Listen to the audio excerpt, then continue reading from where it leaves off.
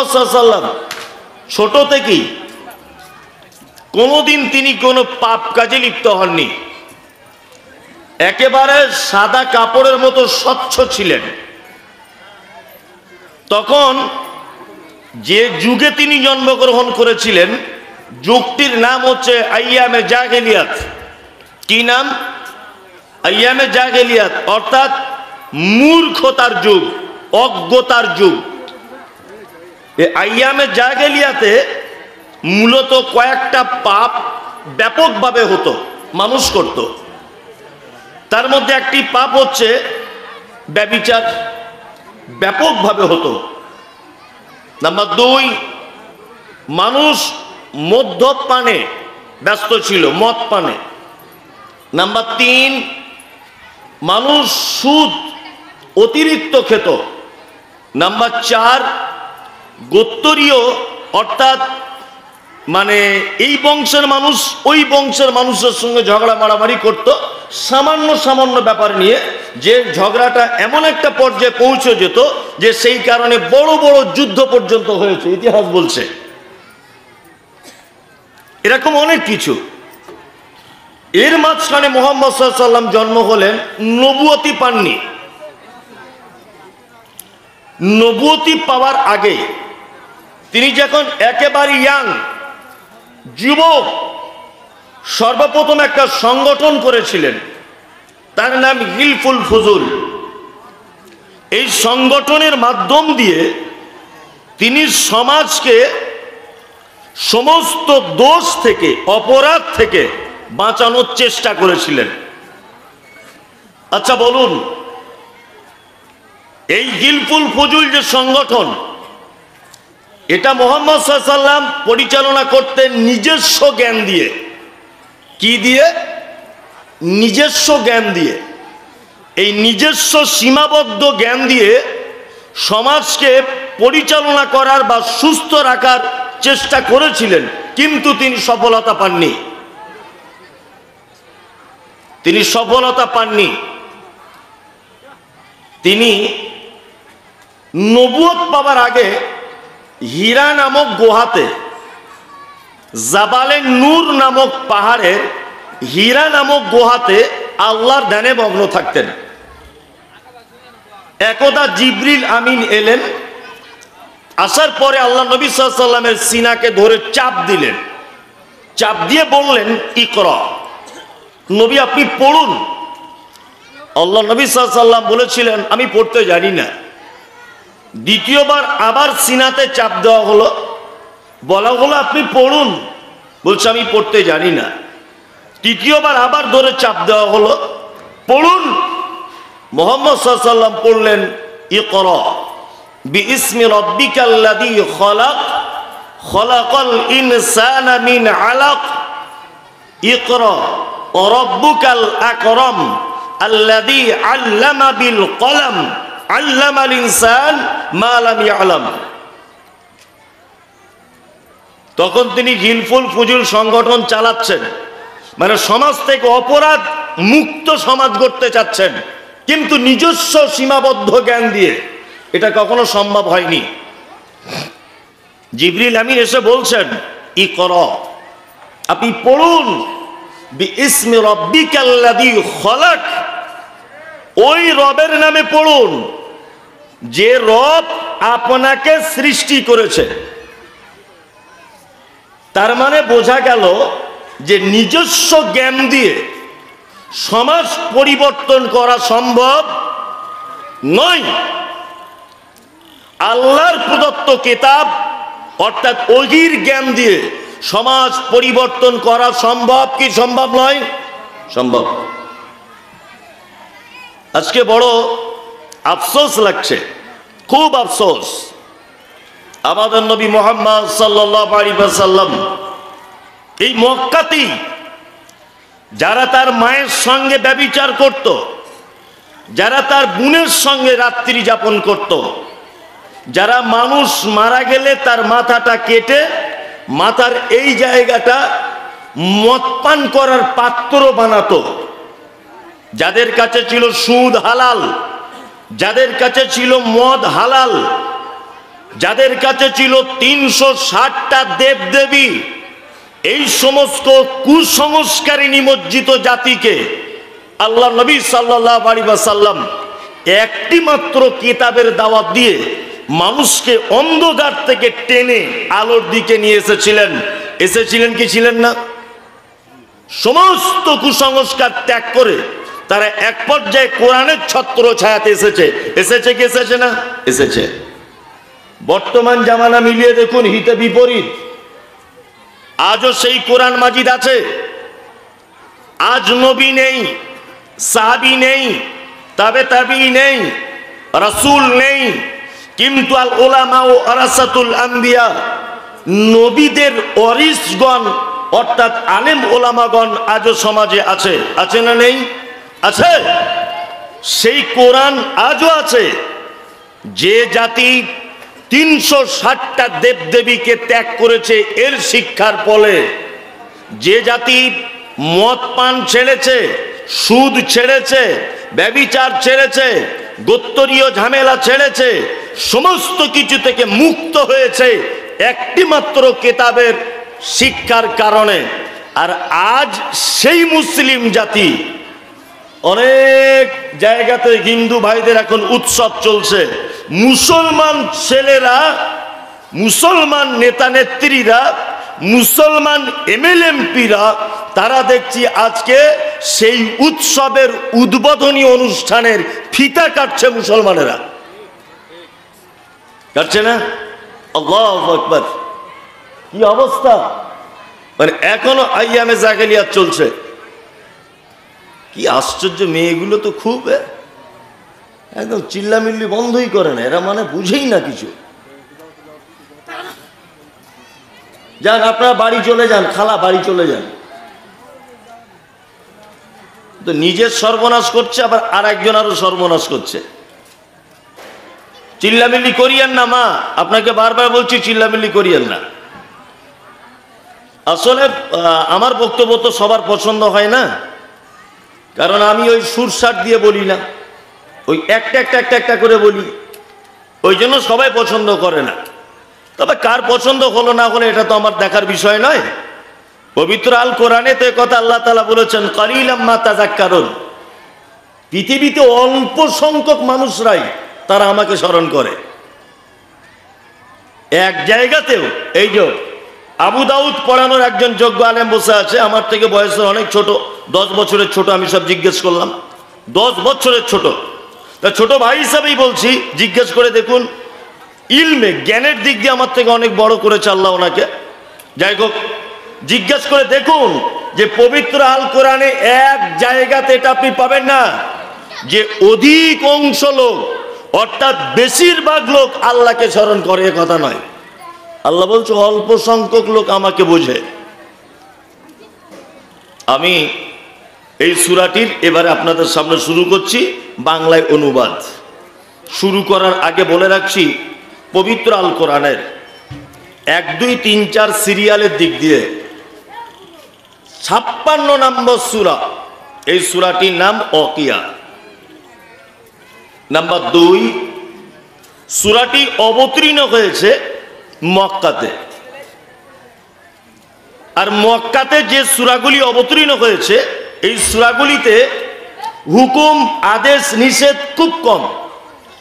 এই সূরাগুলিতে আপনি দেখতে পাবেন বেশিরভাগ জান্নাত, জাহান্নাম, স্রষ্টার পরিচয়, হযরত মুহাম্মদ সাল্লাল্লাহু আলাইহি ওয়াসাল্লামের মান্যতার ব্যাপারে আগ্রহী, এই সমস্ত ব্যাপারগুলো বেশি আলোচনা করা হয়েছে। 1, 2, একদিন হযরত আবু বকর সিদ্দিক রাদিয়াল্লাহু তাআলা আনহু আল্লাহ নবী সাল্লাল্লাহু আলাইহি ওয়াসাল্লামকে জিজ্ঞাসা করছেন, আল্লাহ নবী, আপনি তো বুড়ো হয়ে যাচ্ছেন, আপনি তো বৃদ্ধ হয়ে যাচ্ছেন, আর আপনাকে তো দেখে বুড়ো বুড়ো মতো লাগছে, কারণ কি? আল্লাহ নবী সাল্লাল্লাহু আলাইহি ওয়াসাল্লাম বলছেন, আবু বকর, আমাকে পবিত্র আল কোরআনের কয়েকটি সূরা আমার বয়সটাকে কমিয়ে দিচ্ছে, আমাকে দুর্বল করে দিচ্ছে। তার মধ্যে এক নম্বর হচ্ছে সূরা ওয়াকিয়া, 2 সূরা মুরসালা, 3 সূরা হুদ, 4 আম্মা ইয়াতাসাআলুন আনিন নাবাইল আযীম। এই সূরাটি আরেকটা সূরা তাকবীর, ইযা শামসু কুব্বিরাত। এই সূরাগুলো আবু বকর আমাকে বুড়ো করে দিচ্ছে, এত দুর্বল করে দিচ্ছে আবু বকর। কারণ এই সূরার ভিতর আল্লাহ সুবহানাহু ওয়া তাআলা জান্নাত এবং জাহান্নাম এই দুটো ব্যাপারে এবং কিয়ামত সম্পর্কে মারাত্মকভাবে আলোচনা করেছেন। আর একটা মানুষকে আল্লাহমুখী করতে গেলে সব থেকে বেশি আলোচনার প্রয়োজন জান্নাত আর জাহান্নাম। কারণ হচ্ছে এই আল্লাহ সুবহানাহু ওয়া তাআলা সারা পৃথিবীতে যত নবী এবং রাসূল পাঠিয়েছেন, প্রতিটা নবী এবং রাসূলকে পাঠিয়েছেন মাত্র দুটি কাজের জন্য। কটি কাজ? দুটি। তার মধ্যে এক, প্রতিটা নবী ছিলেন মুনজির আর প্রতিটা নবী ছিলেন মুবাশশির। অর্থাৎ প্রতিটা নবী জাহান্নাম থেকে মানুষকে ভয় দেখিয়েছেন আর মানুষকে জান্নাতের সুসংবাদ দিয়েছেন। প্রতিটা নবীদের দুটি মাত্র কাজ। আমিও ঠিক হাদিস এবং কোরআনের দিকে লক্ষ্য রেখেই আপনাদের সামনে এই সূরাটি বিসমিল্লাহ বলে শুরু করতে যাচ্ছি। হে আল্লাহ, যাতে মানুষকে সঠিকভাবে বোঝাতে পারি, তুমি এই মুহূর্তে আমার এই জ্ঞান দান করো, আমিন। এক, আল্লাহ তাআলা বলছেন ইজা ওয়াকাতিল ওয়াকিয়া। যখন ওয়াকিয়া, এটা একটা কিয়ামতের নাম, যখন কিয়ামত সংগঠিত হবেই, আল্লাহ তাআলা বলছেন লাইসা লিওয়াকাতিহা কাযিবা। এমন সময় সংগঠন হবে, মানে সংগঠিত হবে, যে সময়টা এইটা হবে না এই কথা মিথ্যা মনে করার একজন মানুষকে খুঁজে পাওয়া যাবে না। আমি মুমতাজুল ইসলাম এখানে আসবো, আমার হ্যান্ডবিলে নামটা আছে। মানুষ ভাবছে হ্যাঁ আসবে কি আসবে না, অত দূরের লোক আসবে কি আসবে না, ওটা সন্দেহের মধ্যে নয়। আচ্ছা, এখন আমি চলে এসেছি এই জায়গাটায়, আচ্ছা বলুন তো, আর এখন কোন রকমের সন্দেহের জায়গা আছে? আছে? নাই। আল্লাহ তাআলা বলছেন লাইসা লিওয়াকাতিহা কাযিবা। কিয়ামত যখন হবে তখন আর এইটাকে মিথ্যা এইটা বলার আর কেউ থাকবে না। আল্লাহু আকবার। আল্লাহ তাআলা তারপরে বলছেন খাফিজাতুর রাফিয়া। এটা কাউকে করবে নিচু এবং কাউকে করবে উঁচু। এটার মানে কি? এটার মানে হচ্ছে এই যে আপনারা জানেন যে পৃথিবীতে আমাদেরকে পাঠানো হয়েছে পরীক্ষা করার জন্যে। পাঠানো হয়েছে না? হয়েছে। দেখবেন পরীক্ষার হলের কিছু নিয়ম কানুন আছে, পরীক্ষার কিছু নিয়ম কানুন।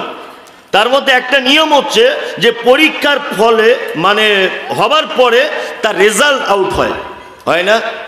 যেদিন রেজাল্ট আউট হয় সেদিন কেমন হয়?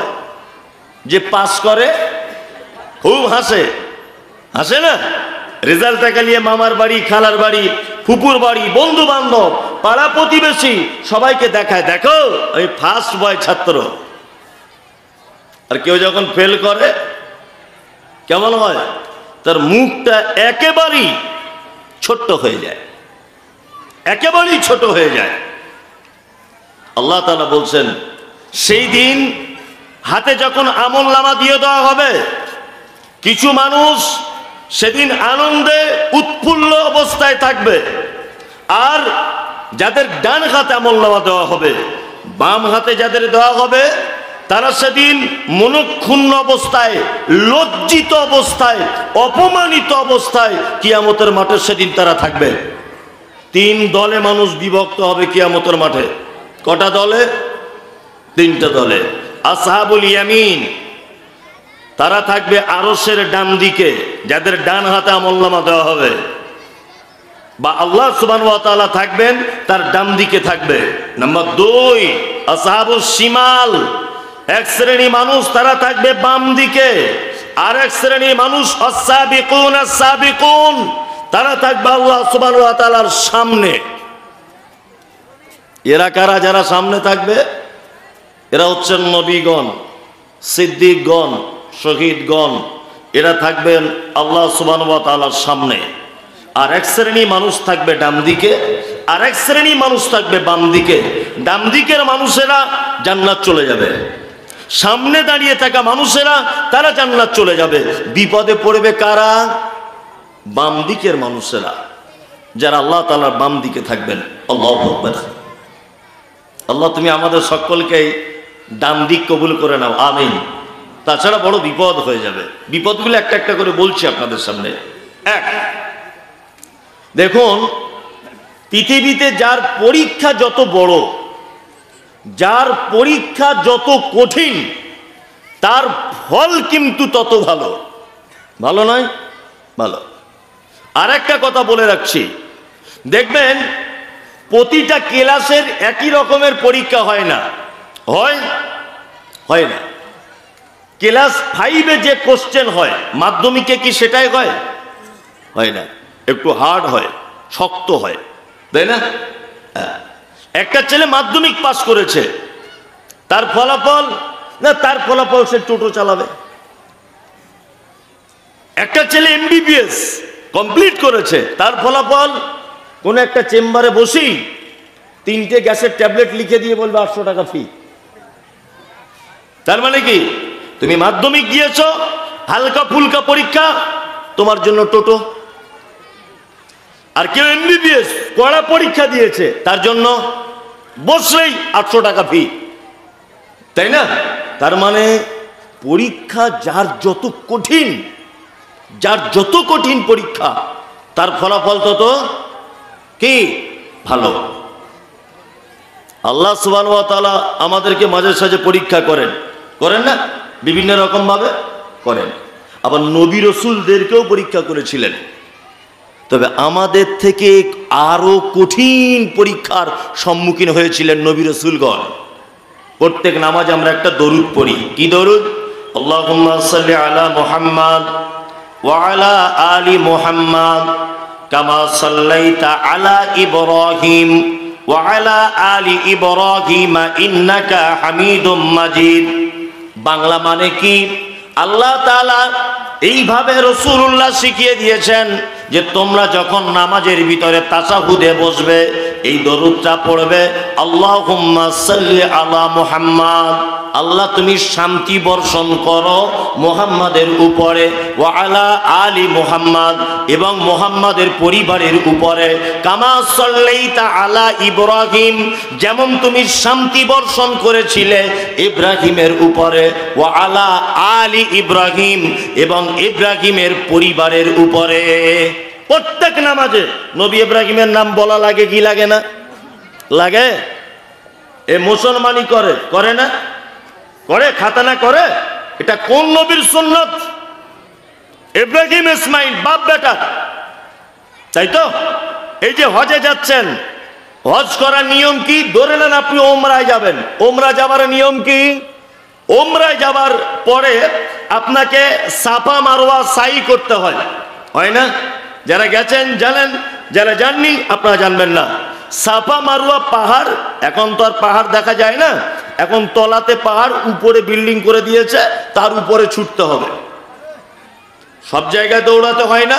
এই প্যান্ডেলটার মতো একটা জায়গা গ্রিন সিগন্যাল আছে, ওই গ্রিন সিগন্যালে এলে আপনাকে ছুটতে হবে। এই যে সাফা এবং মারওয়া, এই যে মানুষ হজে গিয়ে বা ওমরাতে গিয়ে ছোটাছুটি করে, আচ্ছা বলুন তো এটা কোন নবীর সুন্নত? ইব্রাহিম আলাইহিস সালামের বিবি, তাই না? তার মানে ওনারই পরিবারের সুন্নত এটা। সারা পৃথিবীতে আপনাকে বলে রেখে দিচ্ছি, শুনে রেখে দেন, একজন মাত্র নবী, সেই নবীটির পায়ের ছাপ এবং কাবা শরীফ নির্মাণ করার জন্যে উনি যে পাথরের উপরে উঠে কাবা নির্মাণের কাজ করেছিলেন, সেই পাথরে ওনার যে পায়ের ছাপ লেগেছিল, যেটাকে বলা হয় মাকামি ইব্রাহিম, সেটা আজও পর্যন্ত কাবার এক সাইডে রেখে দেওয়া আছে। আল্লাহু আকবার। এই যে কুরবানি কোন নবীর সুন্নাত? ইব্রাহিম আর ইসমাইল। এতগুলো সুন্নত চলছে এই নবীটির, প্রতিটা নামাজে এই নবীটির নাম আমরা বলি কি বলি না? বলি। কারণ কি? কারণও আছে, কারণ মারাত্মক। বুড়ো বয়সে ছেলে হয়েছে, পরীক্ষা দেখুন, বুড়ো বয়সে ছেলে হয়েছে, ছেলেটা হাঁটার মতো হয়েছে।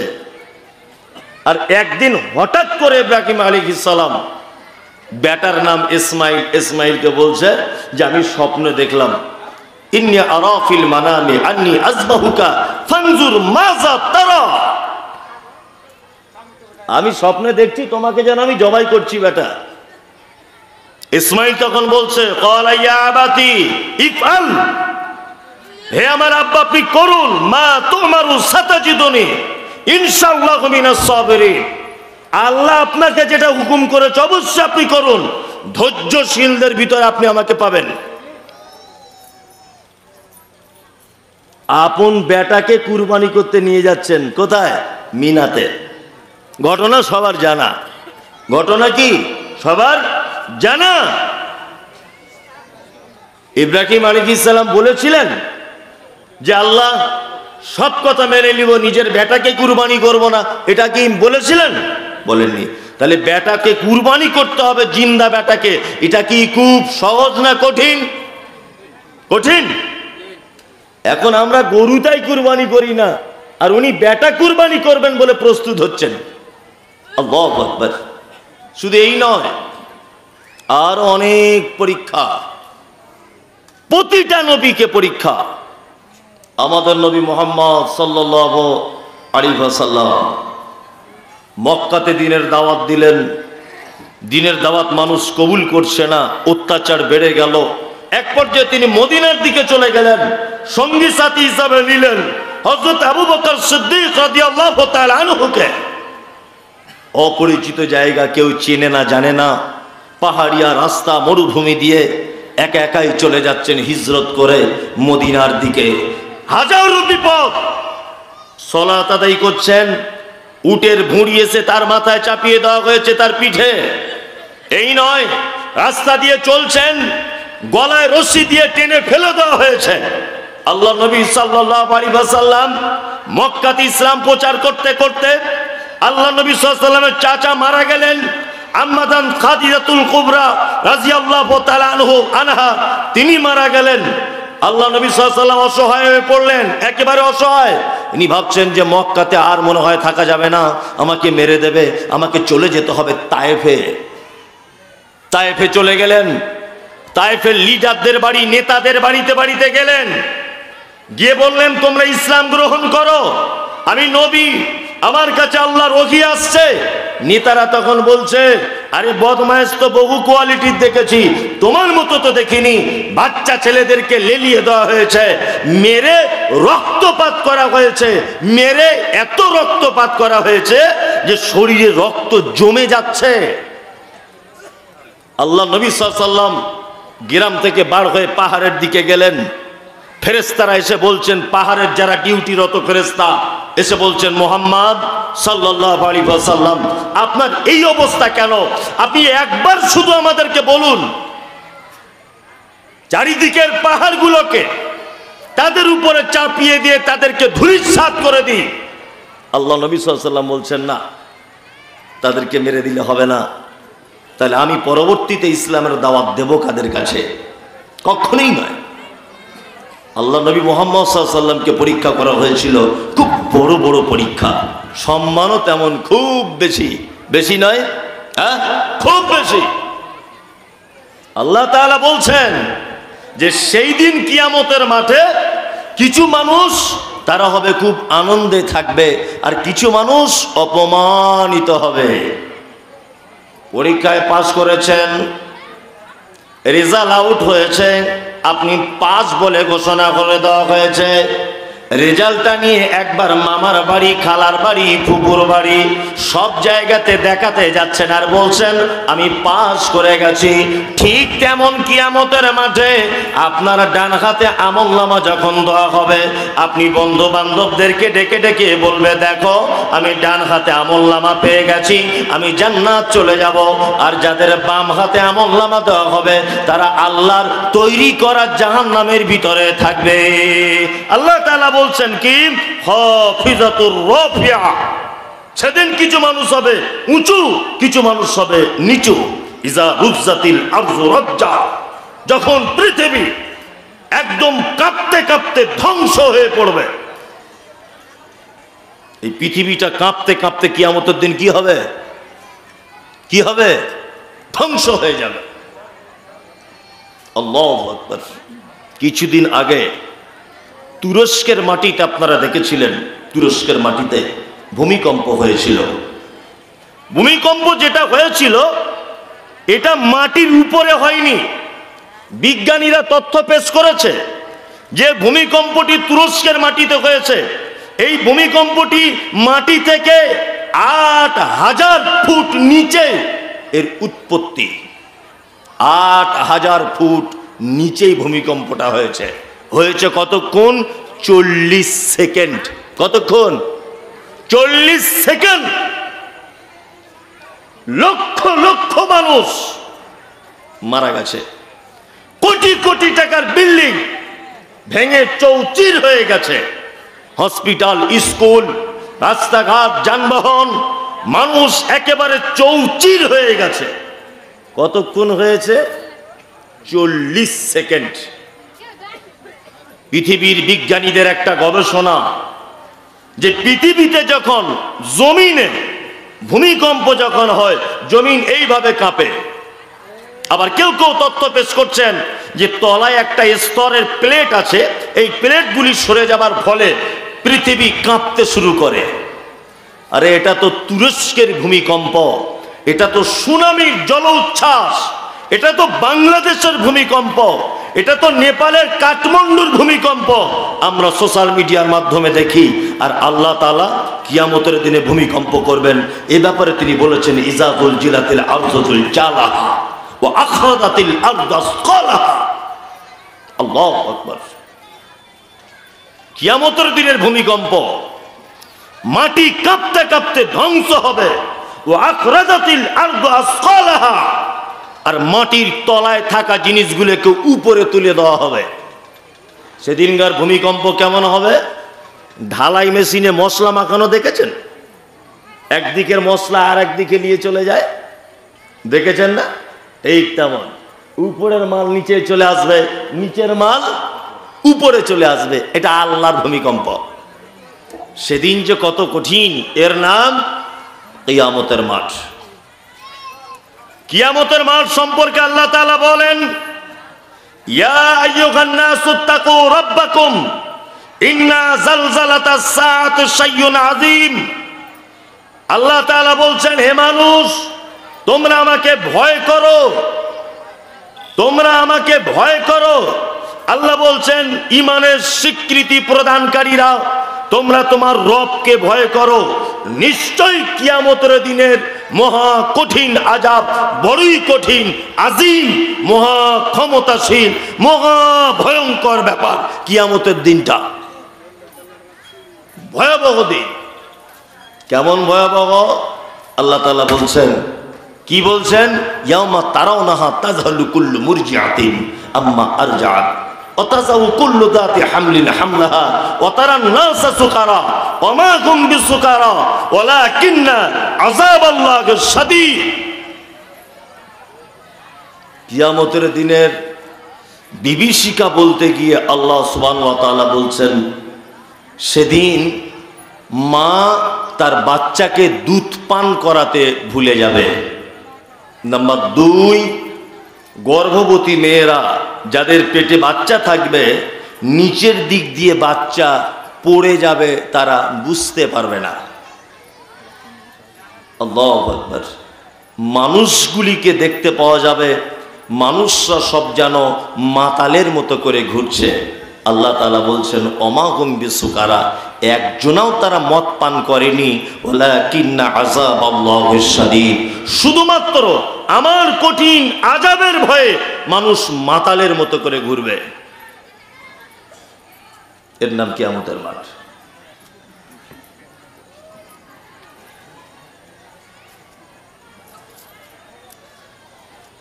এমন একটা পদ্ধতি বলছেন জাহাঙ্গীর সাহেব, বলছে মধ্যখানে একটু কালেকশন করে নেন, তারপর ওয়াজ করবেন। কালেকশন করলে যে লোকগুলো আছে 10 মিনিটে সব পালাবে। মানুষ অত বোকা আছে,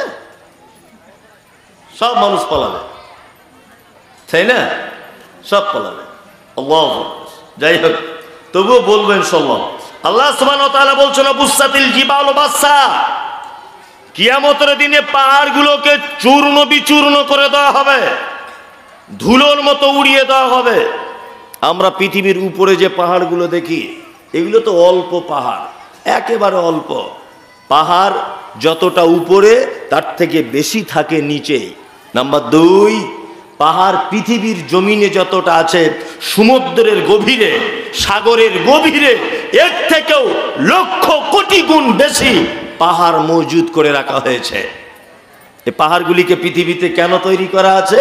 ওয়াল জিবালা আওতাদা, আল্লাহ বলছে পাহাড়গুলোকে পেরেকের মতো এরকম গেড়ে দিয়েছি, জমিন যাতে টলমল করতে না পারে, টলমল যাতে করতে না পারে, এর যেন সমতা বজায় রাখতে পারে। এই কারণে আল্লাহ তাআলা পাহাড় তৈরি করেছেন। আল্লাহ তাআলা বলছেন জবুসাতিল জিবালু বাসসা, কিয়ামতের মাঠে, কিয়ামতের দিনে পাহাড়গুলোকে চূর্ণ বিচূর্ণ করে দেওয়া হবে। আল্লাহু আকবার। আল্লাহ তাআলা বলছেন ফাকানাত হাওয়াআম মুনবাসসা, আল্লাহ বলছে তোমরা পাহাড়গুলিকে দেখতে পাবে তারা যেন সব ধুলোর মতো হয়ে গেছে। অকুনতুম আজওয়াজান সালাসা, আর তোমরা মানুষকে দেখতে পাবে কিয়ামতের মাঠে 3 দলে বিভক্ত হয়ে যাবে। 3 দলের ভিতরে কারা? আল্লাহ বলছেন ফাআসহাবুল ইয়ামিন মা আসহাবুল ইয়ামিন, তারা হবে ডান দিকের লোক। তারা হবে কোন দিকের লোক? এক শ্রেণীর ডান দিকে। আল্লাহ তারপরে বলছেন ওয়া আসহাবুল মাশআমা মা আসহাবুল মাশআমা, আর তারা হবে বাম দিকের দলের লোক। যারা বাম দিকের তারা কত হতভাগা, আল্লাহ তাআলা বলছেন যারা বাম দিকের তারা অনেক হতভাগা।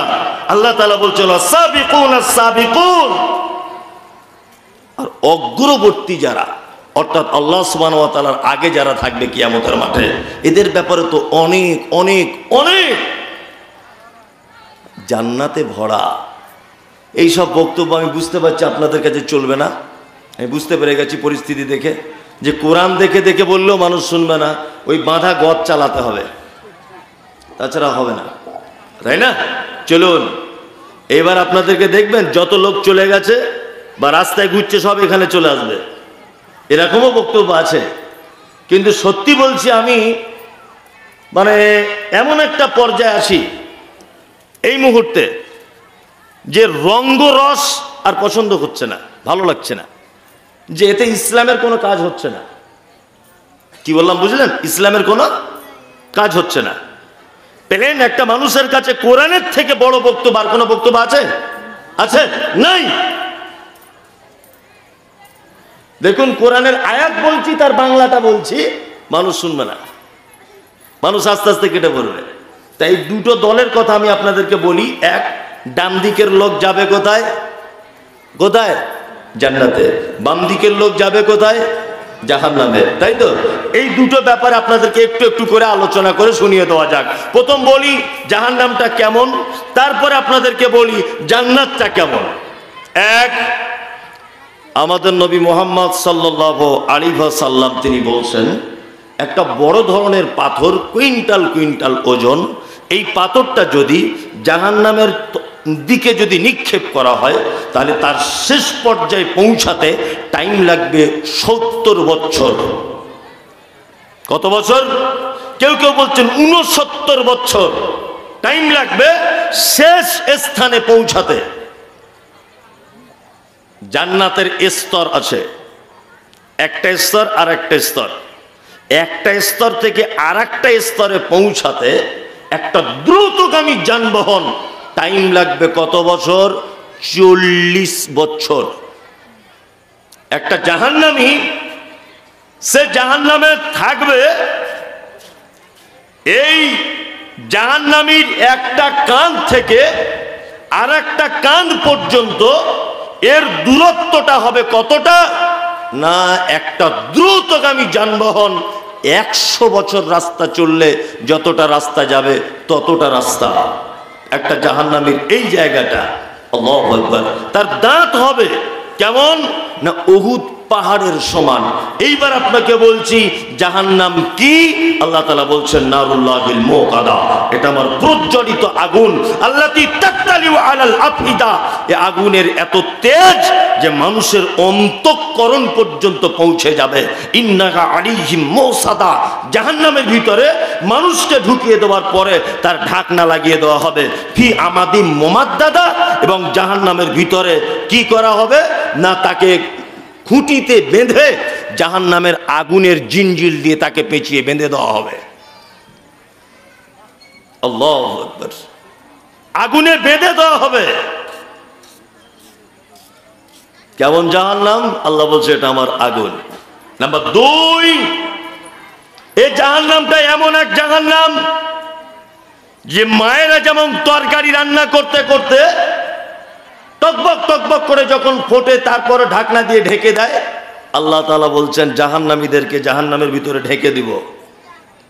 3, ফি আমাদি মুমাদ্দাদা, জাহান্নামের ভিতরে বড় বড় থাম্বা, ওই থাম্বাতে তাদেরকে আগুনের তৈরি করা জিঞ্জির দিয়ে তাদেরকে বেঁধে দেব। আচ্ছা বলুন তো জাহান্নামীদেরকে জাহান্নামে বাঁধা হবে কেন? বিচারকের বিচারক, আহকামুল হাকিমিন কে? কে? আল্লাহ।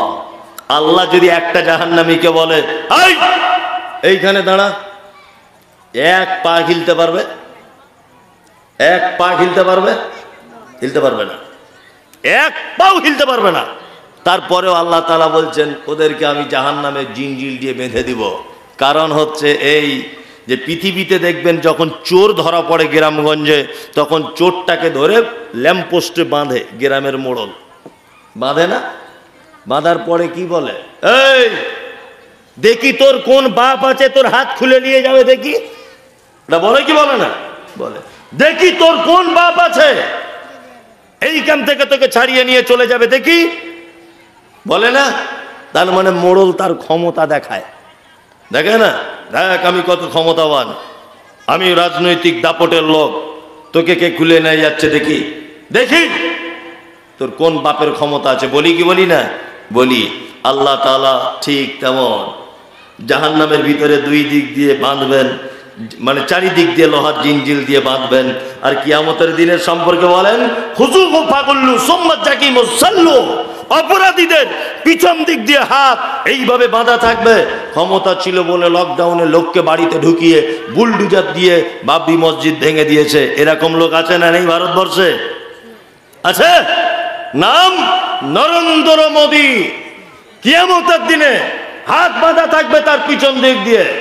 এই যে কিছুদিন আগে অমিত বাবু, দিলীপ বাবু, চ্যাটার্জি, ভট্টাচার্য, চট্টোপাধ্যায়, যারা বড় বড় মানে লিডার, বড় বড় কমরেড, ক্ষমতার দাপটে, দলীয় দাপটে গরিব নিরীহ মুসলমানদের উপর অত্যাচার চালিয়েছে। আল্লাহ তাআলা কিয়ামতের মাঠে বলবেন খুযুহু ফাগুল্লু, তাদেরকে ধরো, তাদের পিছনে হাতগুলোকে এইভাবে বাঁধো, আর তাদেরকে হিচড়াতে হিচড়াতে জাহান্নামে নিয়ে যাও। জাহান্নামে নিয়ে গিয়েও তাদের ছাড় নেই। আল্লাহ তাআলা বলছেন ফি আমাদিম মুমাদ্দাদা, তাদেরকে তার ভিতরে লোহার জিঞ্জির গরম করে জাহান্নামের ভিতরে তাদেরকে বেঁধে দেওয়া হবে। এই কারণে আল্লাহ তাআলা বেঁধে দেওয়ার পরে বলবেন এই তুমি তো সারা দেশের পরিচালনা করতে, তুমি তো ছিলে বড় রকমের নেতা, তুমি তো ছিলে দেশের প্রধানমন্ত্রী, আজকে দেখি কোন বাপের বেটা আছে তোমার এইখান থেকে হাত খুলে নিয়ে যাক। এটা আল্লাহ সুবহানাহু ওয়া তাআলা দেখতে চান।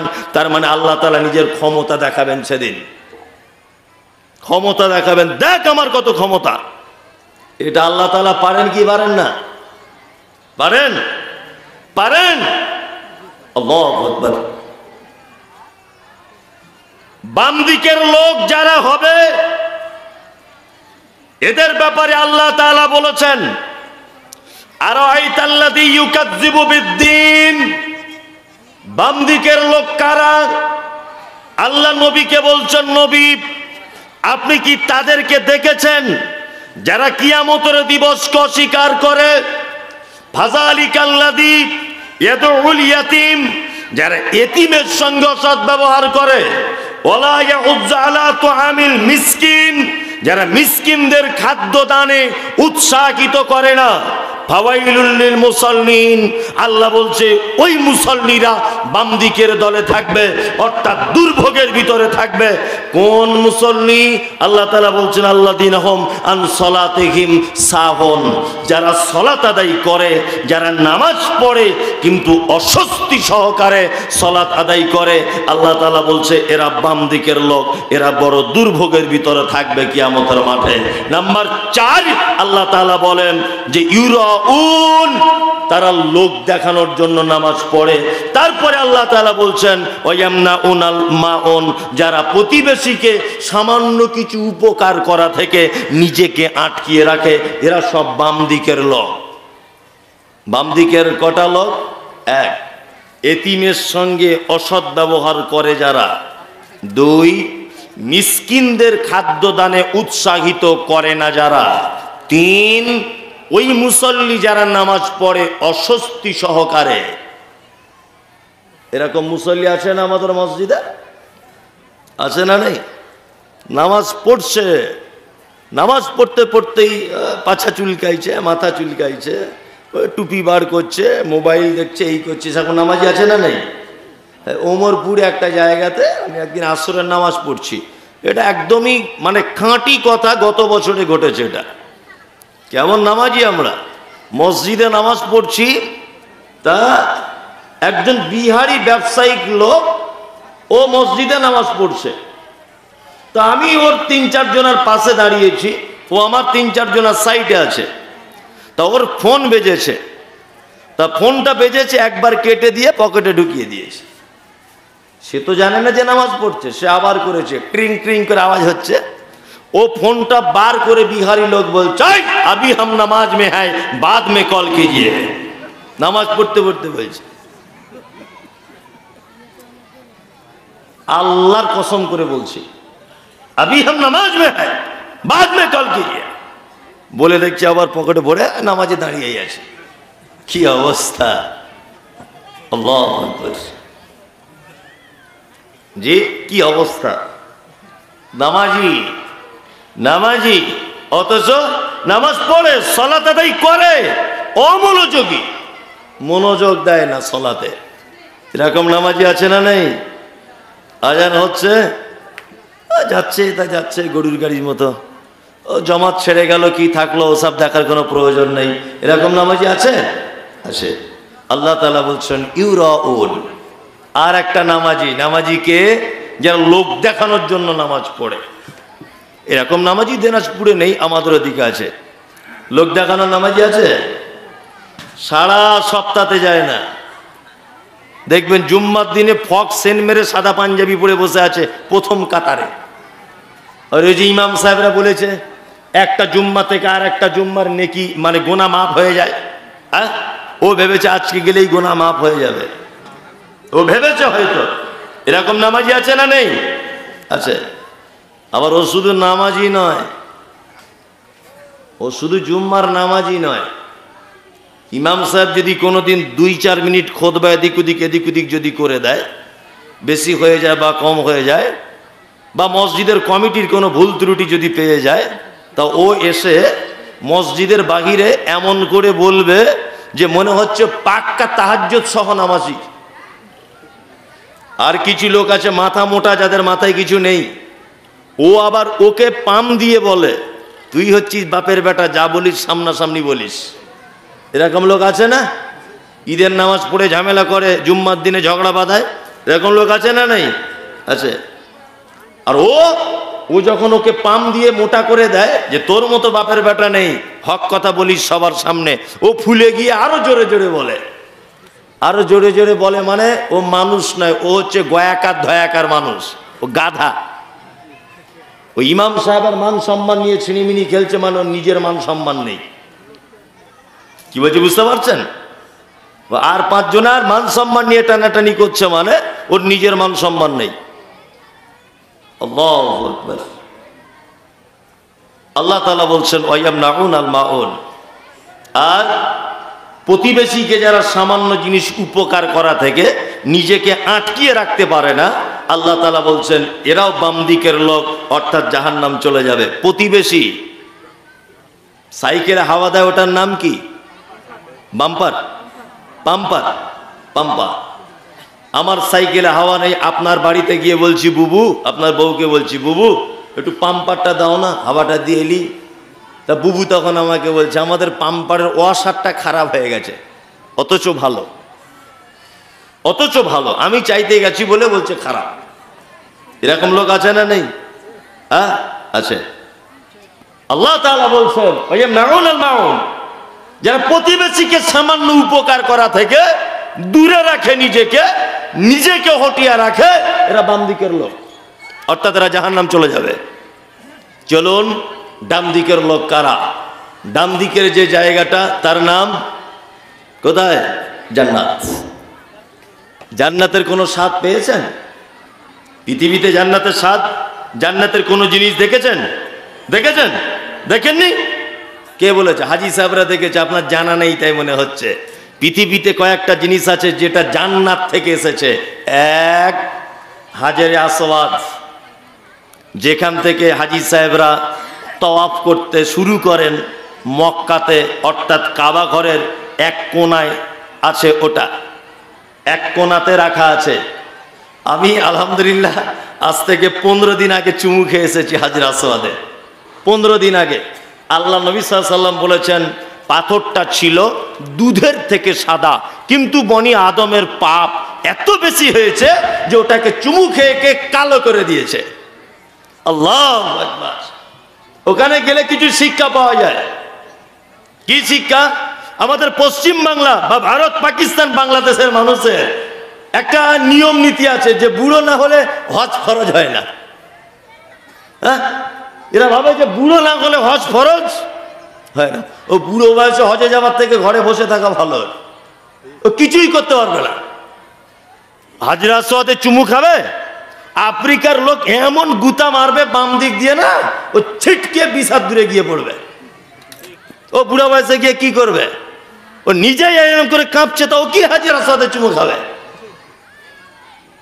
টাকা আছে, সব আছে, একটু ইয়ং বেলাতে যান, গিয়ে যেন একটু বেশ আপনিও যেন একদম ফেড়ে দিয়ে চুমুটা খেয়ে আসতে পারেন।